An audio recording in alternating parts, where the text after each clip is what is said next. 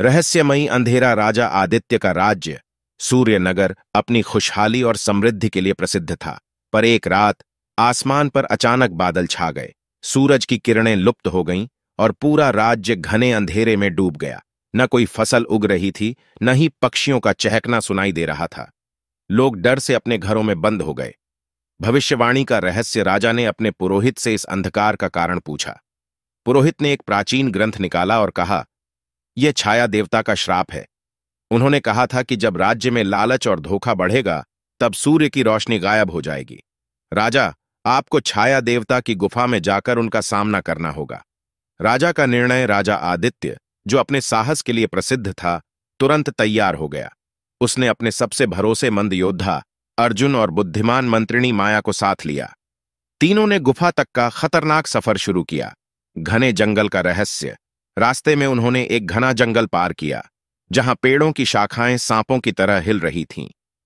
अचानक एक विशालकाय जानवर ने उन पर हमला कर दिया। माया ने अपनी बुद्धि से उसे एक जादुई मंत्र से रोक दिया। प्राचीन झील। आगे चलकर उन्हें एक झील मिली जिसके पानी को छूते ही लोग पत्थर बन जाते थे। अर्जुन ने अपनी तलवार से झील के पार एक पुल बनाया और वे सुरक्षित आगे बढ़ गए। तीनों आखिरकार छाया देवता की गुफा में पहुंचे। वहां चारों ओर अंधकार था और गूंजती हुई एक गहरी आवाज सुनाई दी। कौन मेरी शांति भंग करने आया है? राजा आदित्य ने कहा, मैं सूर्यनगर का राजा हूं और मैं अपने राज्य को बचाने आया हूं। छाया देवता प्रकट हुए। उनकी आंखें आग की तरह जल रही थीं और उनका शरीर धुएं से बना हुआ था। उन्होंने कहा, तुम्हारे राज्य में लालच और पाप ने मुझे बुलाया। इसे ठीक करने के लिए तुम्हें अपनी सबसे मूल्यवान चीज का बलिदान देना होगा। त्याग की परीक्षा। राजा ने पूछा, मेरी सबसे मूल्यवान चीज क्या है? छाया देवता ने कहा, तुम्हारा अहंकार। राजा समझ गया कि वह अपने लोगों की भलाई के लिए सब कुछ करने को तैयार है। उसने अपना अहंकार त्यागने और एक सेवक की तरह राज्य की सेवा करने का वचन दिया। रोशनी की वापसी। छाया देवता ने राजा की विनम्रता देखकर उसे क्षमा कर दिया।